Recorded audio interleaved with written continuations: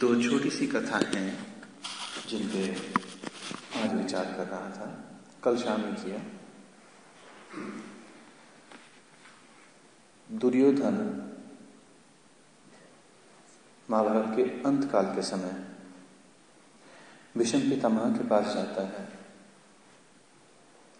और पूछता है कि तातश्री, ऐसी क्या बात है कि मैं बार बार भटक जाता हूं।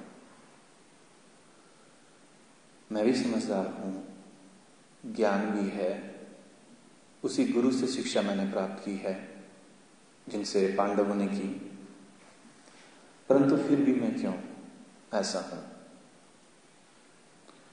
भीष्म पितामह विचार करते हैं,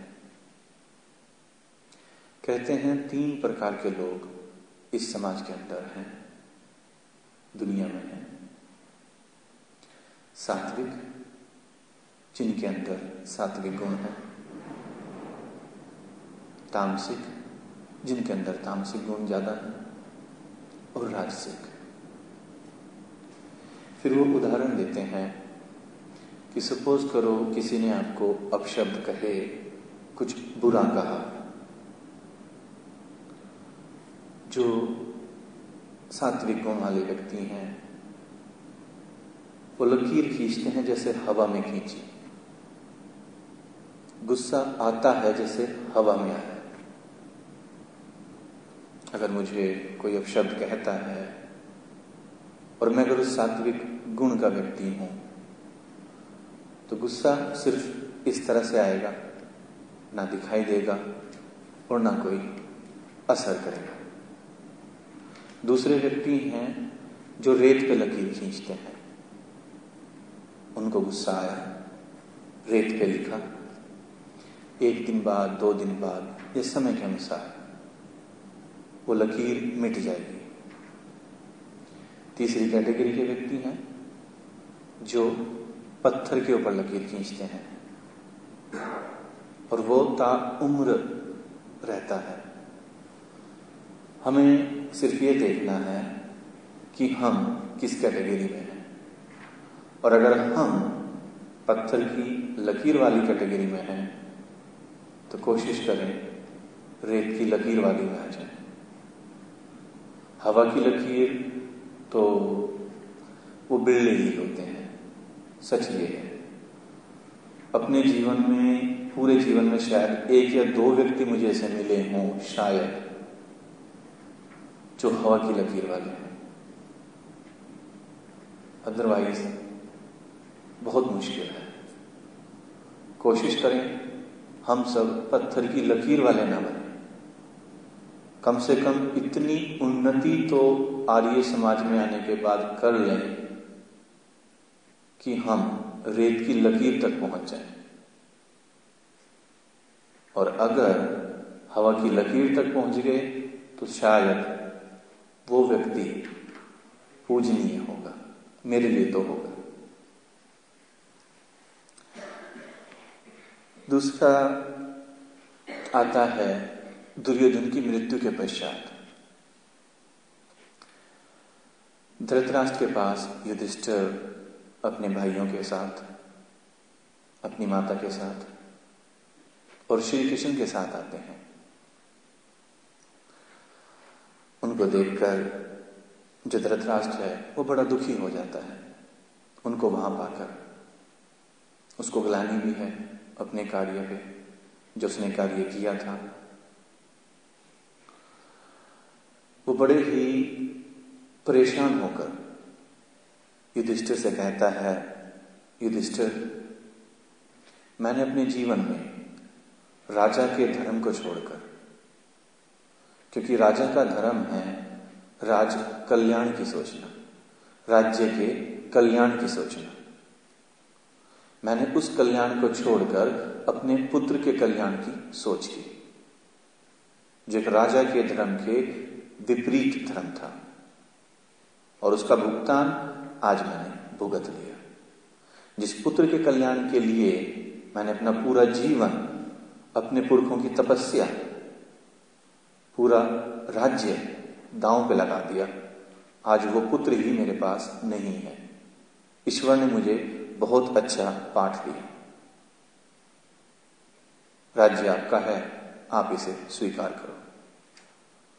युधिष्ठिर का बड़प्पन देखें आप वहां पर, उसके धर्म का, जो उसके माता ने या उसके सगे संबंधियों ने, गुरु ने जो उसको सिखाया, और उसकी उच्च कोटि ये देखें कि वो उसने सीखा।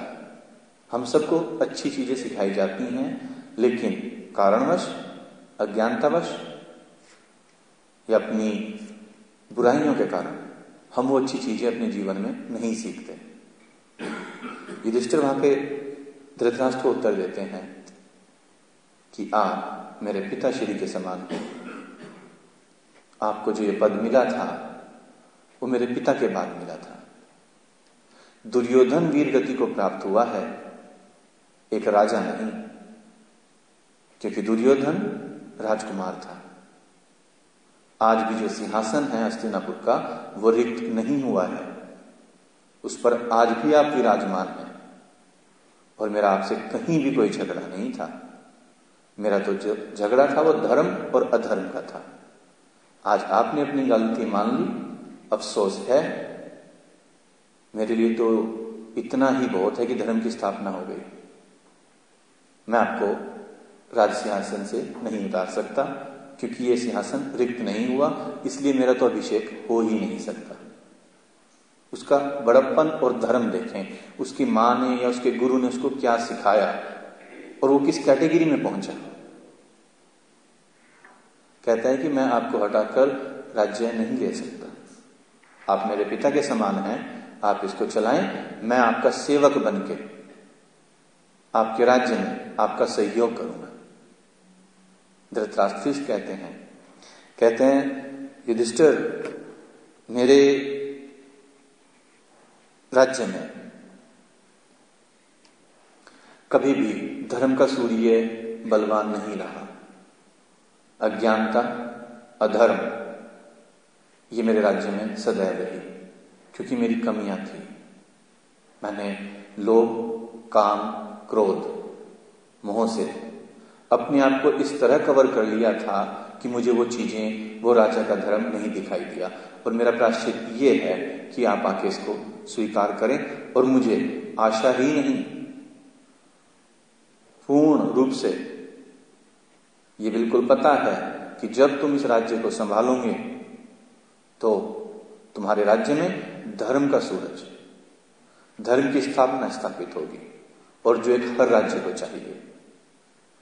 इस कहानी का अर्थ ये था कि हम अपने जीवन में कहीं ना कहीं काम, क्रोध, लोभ, मोह से इस तरह पीड़ित हैं, इस तरह फंसे हुए हैं कि हम अपने जीवन को कब खराब कर जाते हैं पता नहीं चलता। और जब पता चलता है तो धृतराष्ट्र की कैटेगरी में आ चुके होते हैं। वहां पर हाथ में कुछ नहीं होता, न समय कि हम अपने आप को सुधार सकें, अपनी भूल को सुधार सकें, और न वो वस्तु जिसके लिए हमने वो सब किया था। जो जीवन है अमूल्य है। आप सभी समझदार हैं, मेरे से बुजुर्ग हैं, परंतु हम सबको फिर भी विचार करना चाहिए कि जो ईश्वर ने जीवन दिया था हमें, जो ये योनि प्राप्त हुई, क्या वो कर्म हम करके जा रहे हैं? और अगर नहीं तो उस कर्म को मृत्यु से पहले अवश्य पूरा करें। यही आज का विचार था। सभी का बहुत बहुत धन्यवाद। शेखर जी।